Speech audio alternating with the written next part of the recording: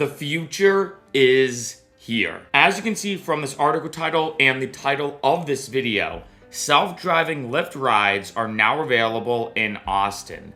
I am kind of curious why they're starting in Austin.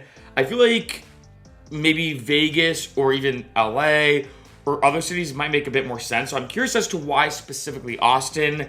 Maybe there is a reasoning behind that. But going down here, as you can see, Austin Lyft users can now let robots take the wheel. Starting Thursday, so this was yesterday, at least at the time of this video, the rideshare app offered customers the choice to hail a ride from one of their autonomous vehicles for the same price as a regular ride. So it's not more expensive, it's not cheaper, same exact price. Lyft has partnered with Argo AI to put their autonomous Ford Escape hybrids on the streets. It's the second city, so I take that back. Second city the company has offered driverless rides after Miami. So interesting, they started in Miami actually, so not just Austin, which launched in December of 2021. So I am curious as I continue through this article, if you have taken a Lyft self-driving car ride, let me know what you think in the comments. If you are in Miami or you are in Austin and like say you've already taken one, let me know what you think. I'd be very curious to see what this is like. I was in Austin earlier this year for South by Southwest, and I am going back next year, so I'm definitely gonna try this if I am there next year and they're still doing this. But going down here, as you can see, when the vehicle arrives, the rider can unlock the doors via the app, so it's kind of interesting to begin their ride. In addition, they're only doing it during daytime business hours for now. I feel like that makes some sense. I mean, imagine if you have someone drunk in the car, that could cause some issues. I'm not sure.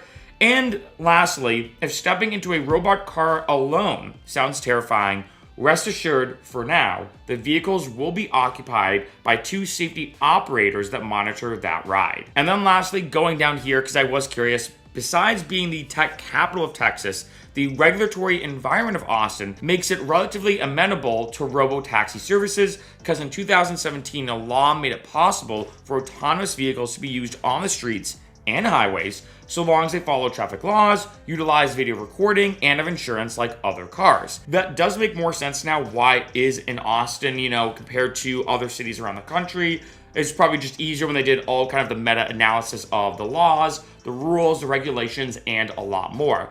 I am curious to see where this is going to go. Now, I have done some videos about self-driving cars. As you can imagine, in almost every industry, I think it's something, especially in this day and age, a lot of people think of as, well, are robots gonna take my jobs? You see this in a lot of places, whether it's a self-checkout stand at a grocery store or like one of those unique kind of computer kiosks at McDonald's, for example, that you can order right then and there. You don't have to speak to somebody. Slowly, time and time again, robots are slowly taking over. That's a whole other subject for a whole other video. In case you're curious, I do not like AI. I am heavily against it. I think there is obviously a lot of use to technology and artificial intelligence, but I definitely have more of a pessimistic view than an optimistic view. Whole other subject for a whole other video, but I know a lot of drivers getting more specific now into Uber and Lyft. A lot of drivers are saying, well, in 5 or 10 years, could this compromise my business? Could this compromise me as a driver not being able to make money anymore driving for Uber and Lyft? It is tough to say. I do think we are, at least, if I had to guess, at least a decade or two away minimum from this completely taking over. I've mentioned this in other videos, like I've said, where one, I feel like a lot of people still are afraid to get into a self-driving car. I'm not gonna lie, if I went into a self-driving car, my defenses would definitely be way more up than compared to a human driver. I'd be like, all right, I'm just gonna be a little more alert just to make sure everything's running correctly, right? I remember hearing stories about the microwave, that when the microwave came out, a lot of people, especially older people, were like, you know what? I'm not gonna use this, I don't trust it. You're telling me it can heat up food in minutes compared to a traditional oven? No way. I'm not gonna risk it, right? Likewise, I think we're still on that cusp when it comes to self-driving cars. I think we're away from that. Another thing is the human element. I've talked about this before as well.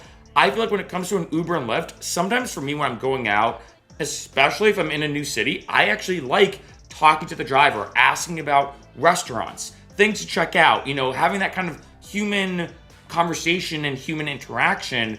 Could this be something that for some people, they say, you know what, I don't care. I just want to get from point A to point B. But in other cases, people might be like, you know what though, I like having a person driving. I like being able to talk to them. Every driver knows, especially on Friday and Saturday nights, you're not just a driver, you're also a makeshift therapist. I remember the same thing happening when I used to bartend, that people would be super open and ask me all these questions. Likewise, when it comes to driving on Friday and Saturday nights, people ask you everything, right? So like there is that human element. This is only scratching the surface. Like they said in the article, it is happening right now just in Miami and in Austin. This definitely is gonna be going countrywide at some point. I do think self-driving cars are inevitable. I do think that, but I still think we're very far away from that in terms of them taking over. But again, let me know what you think in the comments. For people who have taken a self-driving car ride in a Lyft, whether it's in Miami or Austin or maybe somewhere else that they're doing this testing, how was that ride?